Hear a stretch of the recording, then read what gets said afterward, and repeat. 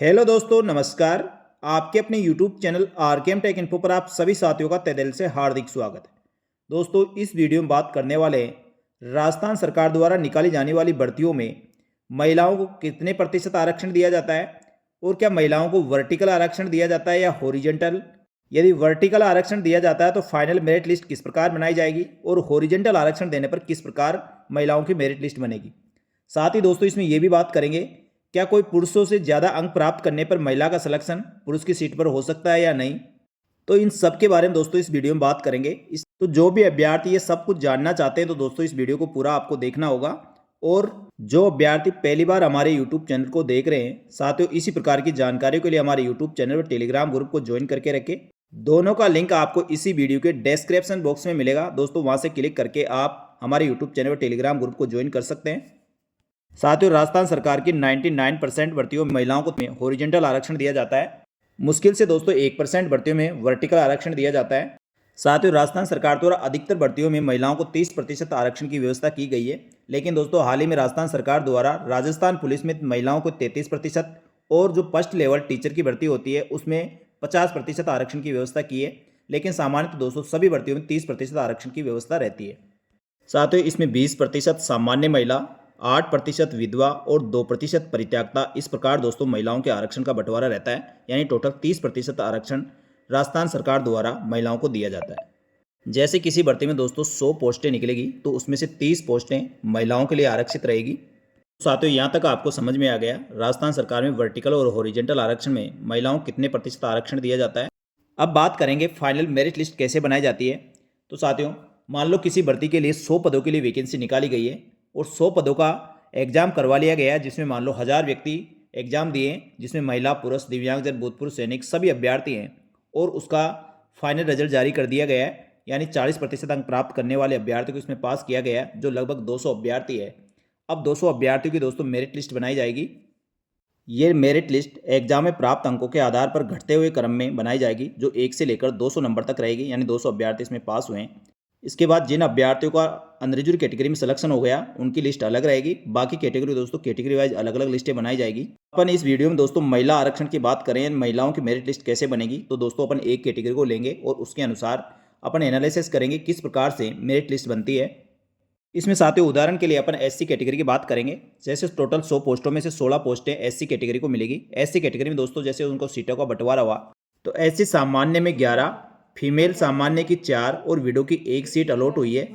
तो साथियों जैसे 200 अभ्यर्थी इस एग्जाम में पास हुए थे, उसमें से एससी कैटेगरी मात्र मान लो 25 अभ्यर्थी पास हुए हैं और उनकी दोस्तों अलग से लिस्ट बना दी है कैटेगरी की, जो 1 से लेकर 25 तक रहेगी। इस लिस्ट के आधार पर देखेंगे यदि महिलाओं को वर्टिकल आरक्षण दिया जाता है तो कितनी महिलाओं का सिलेक्शन होता है, और यदि दोस्तों हॉरिजेंटल आरक्षण दिया जाता है तो कितनी महिलाओं का इसमें सिलेक्शन किया जाएगा। तो साथियों सबसे पहले अपने एससी कैटेगरी के टोटल 25 अभ्यर्थियों की मेरिट लिस्ट बना दी। जैसे दोस्तों इसमें फर्स्ट नंबर पर कोई मेल अभ्यर्थी रहा है, सेकंड नंबर पे मेल अभ्यर्थी रहा है, 5 नंबर पे कोई फीमेल अभ्यर्थी रहा है। इसी प्रकार दोस्तों 8 नंबर पे फीमेल अभ्यर्थी है, 12 नंबर पे फीमेल अभ्यर्थी है। इस प्रकार दोस्तों ये पूरी मेरिट लिस्ट है जिसमें मेरिट प्राप्तांकों के आधार पर बनाई गई है। तो इसमें साथियों बात करते हैं, जैसे महिलाओं को वर्टिकल आरक्षण के हिसाब से 30% महिलाओं के लिए पद सुरक्षित रहते हैं। तो 30% पद तो दोस्तों महिलाओं के भरने ही भरने हैं। लेकिन सबसे पहले दोस्तों मेरिट बनाते समय इस चीज़ का ध्यान रखा जाएगा। एससी कैटेगरी जनरल सामान्य की 11 पोस्ट हैं, तो सबसे पहले दोस्तों 11 अभ्यर्थियों की मेरिट लिस्ट बनाई जाएगी, जो 1 नंबर से लेकर 11 नंबर तक रहेगी। इसमें कितने पुरुष आए हैं कितनी महिलाएं हैं इसको बिल्कुल भी आपको नहीं देखना है। इसके बाद दोस्तों जो 5 महिलाएं, इसके नीचे दोस्तों 5 महिलाओं को और बनना होगा, जिसमें सामान्य महिला की 4 पोस्ट है, एक विडो की है। तो इसके नीचे जो भी 5 महिलाएं होगी उनका सिलेक्शन किया जाएगा। इसके नीचे देखते हैं दोस्तों, जैसे 12 नंबर पर एक महिला है, उसके बाद 17 नंबर पे एक महिला आई है, 20 नंबर पे महिला है, 21 नंबर पे महिला है और 22 नंबर पे महिला है। यानी नीचे आगे महिलाओं की लिस्ट है। तो दोस्तों यहाँ से 5 महिलाएं सेलेक्ट करनी है। तो सबसे 11 नंबर तक दोस्तों कितनी महिलाएं आई है वो देखते हैं। तो इसमें 5 नंबर पे महिला है और 8 नंबर पे महिला है। यानी दोस्तों 11 नंबर तक जो अभ्यर्थियों की लिस्ट बनी है उसमें 2 महिलाओं का सिलेक्शन हुआ है। इसके नीचे जो 5 महिलाओं को और लेना है तो वह 12, 1, 2, 3, 4 और 5 महिलाओं को इसमें ले लिया। तो दोस्तों ये टोटल 7 महिलाएं सेलेक्ट हुई है। लेकिन दोस्तों इसमें इस चीज़ का ध्यान रखना है, एक विडो महिला को भी लेना है। तो विडो महिला को लेना है इसमें से जो सबसे कम जिस महिला के नंबर है उसको हटाकर उसकी जगह विडो महिला को ले लिया जाएगा। इसमें साथियों 22 नंबर पर जो महिला है उसके स्थान पर आपको 24 नंबर वाली विडो महिला को लेना है। तो साथियों इस प्रकार टोटल इसमें 7 महिलाओं का सिलेक्शन किया जाएगा। और पुरुषों की बात करें यानी मेल अभ्यर्थियों की तो 1 2 3 4 5 6 7 8 9 पुरुष अभ्यर्थियों का इसमें सिलेक्शन हो रहा है। इस प्रकार टोटल ये 16 पोस्टें भरी जा रही है। साथ ही इस भर्ती में यदि वर्टिकल आरक्षण दिया जाता है, वर्टिकल आरक्षण के आधार पर 7 महिलाओं का सिलेक्शन होगा और 9 पुरुष अभ्यर्थियों को इस प्रकार टोटल 16 पोस्टें भरी जाएगी। लेकिन साथियों इसी में यदि हॉरिजॉन्टल आरक्षण दिया जाता तो कितनी महिलाओं का सिलेक्शन होगा वो एक बार देखते हैं। तो साथियों इसमें यदि हॉरिजॉन्टल आरक्षण लागू होता तो हॉरिजॉन्टल आरक्षण में सबसे पहले दोस्तों 16 अभ्यर्थियों की इसमें लिस्ट बनती। मेरिट नंबर 1 से लेकर 16 तक जितने अभ्यर्थी आ रहे हैं 16 नंबर तक अभ्यर्थियों की लिस्ट बनाई जाती। अब इसमें कितने पुरुष आए कितने महिला आए उसको यहाँ पर नहीं देखा जाता। लेकिन दोस्तों आरक्षण में ये देखा जाता कि यहाँ 16 नंबर तक यानी 16 मेरिट नंबर है, यहाँ तक 5 महिलाओं का सिलेक्शन हुआ है या नहीं। यानी साथियों 5 से अधिक महिलाओं का हो सकता है लेकिन कम से कम 5 महिलाओं का इसमें सिलेक्शन होना जरूरी था।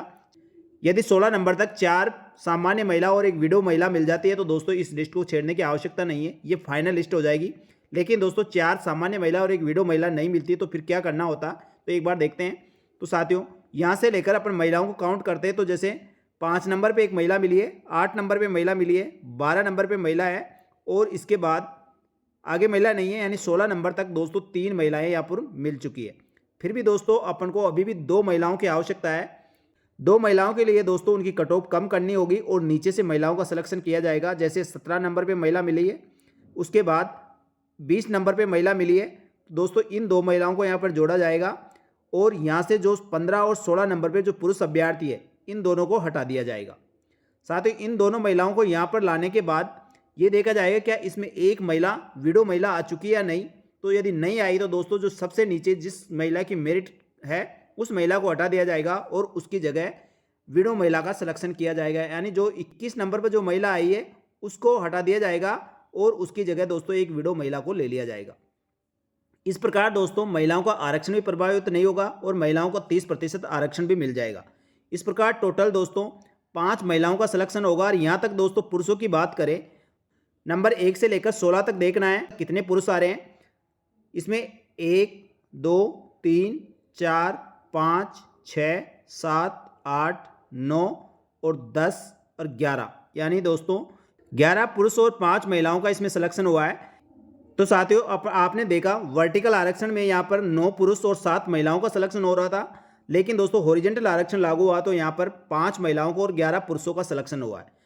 तो साथियों इस प्रकार हॉरिजॉन्टल और वर्टिकल में महिलाओं को रिजर्वेशन दिया जाता है। तो जब हॉरिजॉन्टल आरक्षण लागू किया जाता है उसमें महिलाओं को निश्चित ही नुकसान होता है, क्योंकि दोस्तों आपने देखा वर्टिकल में 7 महिलाओं का सिलेक्शन हो रहा था लेकिन हॉरिजॉन्टल में केवल 5 महिलाओं का ही सिलेक्शन हो पाया है। लेकिन साथियों राजस्थान की अधिकतर भर्तियों में लगभग 99% भर्तियों में हॉरिजॉन्टल आरक्षण की व्यवस्था है जो राज्य सरकार द्वारा निर्धारित की गई है। तो साथियों वर्टिकल आरक्षण और हॉरिजॉन्टल आरक्षण में किस प्रकार से मेरिट लिस्ट बनाई जाती है वो आपने देख लिया है। साथियों वर्टिकल आरक्षण में जैसा कि आपको बताया दोस्तों पहले सामान्य जो सीटें होती है उसके अनुसार मेरिट लिस्ट बनाई जाती है और उसके बाद 30% महिलाओं की जो सीटें होती है उनको दोस्तों अलग से 30% आरक्षण दिया जाता है। लेकिन दोस्तों हॉरिजॉन्टल आरक्षण में जो टोटल सीटें होती है उसके आधार पर उनको 30% आरक्षण रहता है। यानी साथियों जो टोटल सीटें हैं उसमें यदि महिला अभ्यर्थी मिल जाती है तो उनको अलग से कोई आरक्षण की व्यवस्था नहीं होती और यदि पर्याप्त मात्रा में महिलाएं नहीं मिलती दोस्तों उनकी कट ऑफ नीचे लाई जाती है और नीचे जो मेरिट लिस्ट होती है उसमें से जितनी महिलाओं की सीट खाली रह रही है उसको दोस्तों ऊपर लाया जाता है और उतने पुरुष अभ्यर्थियों जिनकी मेरिट लिस्ट कम रहती है उन अभ्यर्थियों को वहां से बाहर कर दिया जाता है, उनकी जगह महिलाओं को एडजस्ट कर लिया जाता है। तो साथियों इस प्रकार वर्टिकल और हॉरिजॉन्टल आरक्षण में महिलाओं की मेरिट लिस्ट बनाई जाती है और उनका फाइनल सिलेक्शन किया जाता है। और साथियों कैटेगरी में आपने सामान्य जो पोस्ट होती है उसमें महिलाओं का सिलेक्शन भी हो सकता है, ये भी आपने देख लिया है। तो दोस्तों किसी भी पुरुष अभ्यर्थी के लिए सीटें रिजर्वेशन नहीं होती है। जो कैटेगरी में सामान्य पोस्टें होती है उसमें पुरुष महिला कोई भी सिलेक्शन ले सकता है। तो साथियों मेरे द्वारा दी गई जानकारी आपको अच्छी लगी तो वीडियो को लाइक जरूर करें और इसी प्रकार की जानकारियों के लिए हमारे यूट्यूब चैनल और टेलीग्राम ग्रुप को जरूर ज्वाइन कर ले। दोस्तों उसका लिंक आपको इसी वीडियो के डिस्क्रिप्शन बॉक्स में मिल जाएगा, वहां से क्लिक करके आप ज्वाइन कर सकते हैं। तो साथियों इसी प्रकार की महत्वपूर्ण जानकारियों के साथ ही राजस्थान सरकार की समस्त भर्तियों की संपूर्ण और सटीक जानकारी हमारे यूट्यूब चैनल और टेलीग्राम ग्रुप पर मिलती रहेगी। जल्दी दोस्तों इसी प्रकार की एक और महत्वपूर्ण जानकारी लेकर आपके सामने उपस्थित होंगे। तब तक के लिए धन्यवाद। जय हिंद, जय भारत।